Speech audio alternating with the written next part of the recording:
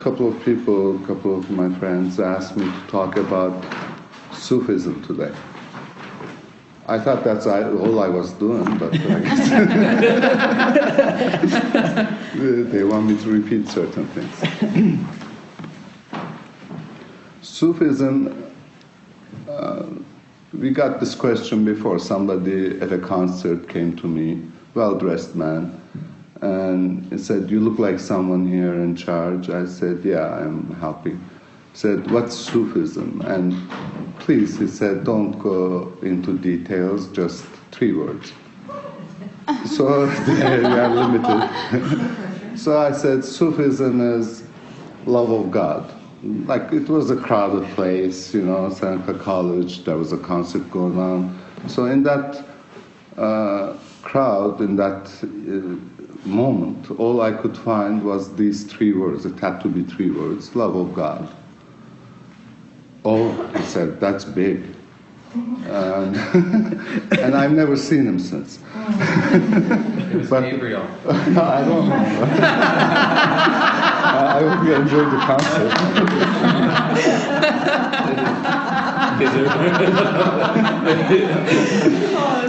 I scared Gabriel. But many times I thought after that, love of God, I mean, really, it sounds very heavy to someone who argues if there is God or not. And here one of them says, I'm a lover of God, or love of God. It sounds very intense. I felt the same way when I first came to Derga. And they were nice people, most of them were Turkish, and in New York, Coskun Baba's Derga. And they were talking about love of God when I just came in, and I don't know if there's God or not, but for sure there is a creator, I know. And how come these people are in love with him? Like, have they seen him? Have they talked to him? To fall in love, you have to know. So they are in love. And I said, probably they are kidding themselves, like talk themselves into love. And here I am 30 years later, or 35 years later, and now I know what they are talking about. So inshallah, tonight I talk about Sufism and love of God, if you permit.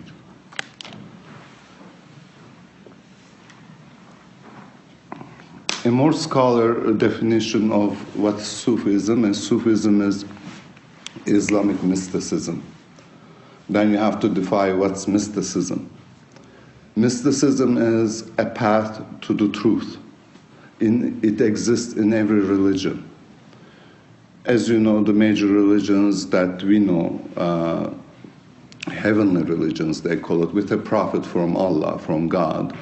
And these are from Adam all the way to Hazrat Muhammad sallallahu alaihi wasallam. We respect them all.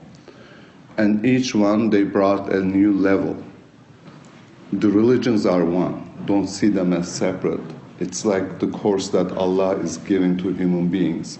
So the first one was Adam, and the last one was Hazrat Muhammad. So in between, it's like elementary school, middle school, high school, university, then higher university degrees. So, alhamdulillah, our Prophet said, I'm closing the religion today. So that means it's completed. The one that it started with Adam has been completed with our Prophet. So we have the whole course in front of us and take them as one. And I give you the same examples. When Abraham came, he brought the understanding of Allah, the one Allah, bigger than anything. When Hazrat Moses came, he brought the 10 Commandments, very crude. It's taking man from the animal world into a man world, a human world. When Jesus came, people were ready to love and have compassion to understand these ideas. When Hazrat Muhammad came, they were ready to understand the Quran and the deeper meaning of religion. So their understanding of Allah also grows as we evolve. And Allah doesn't leave His creations out on a rock without carrying them. He gives us our guidance. So all the prophets guided us. But these prophets were meant for the masses. And their message is for the masses, for the crowd. There's a certain amount of people in every crowd that they want to know more. And these are your mystics. So they are not satisfied with the religion that came to the whole mass. They want to go deeper into that teaching, into that religion.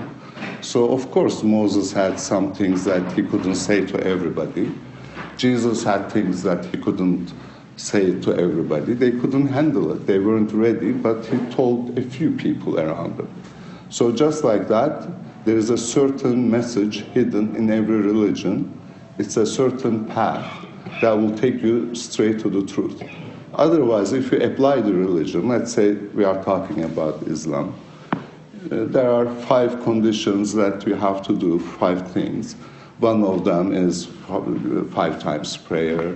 One of them is to shahadat. You have to know that your prophet is Muhammad and there's only one Allah.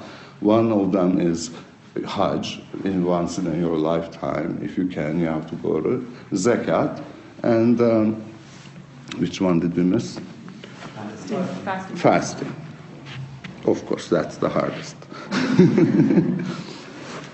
So when you do these things, it keeps you happy. And it keeps you around the orbit of the truth.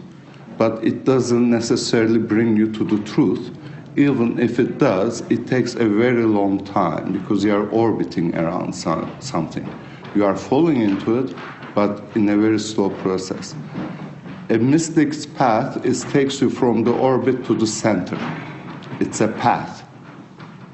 If the center is the hakikat, the truth, so every religion is designed to keep you around the truth. The path, the mystical path of every religion, this applies to every religion. There is always a path to the center. In Judaism, this is called Kabbalah. In Islam, it's called Sufism. In Christianity, some monastery is doing it somewhere in the world. I don't know where it is. But it exists in every religion. So that's the definition of Sufism as a mystic path.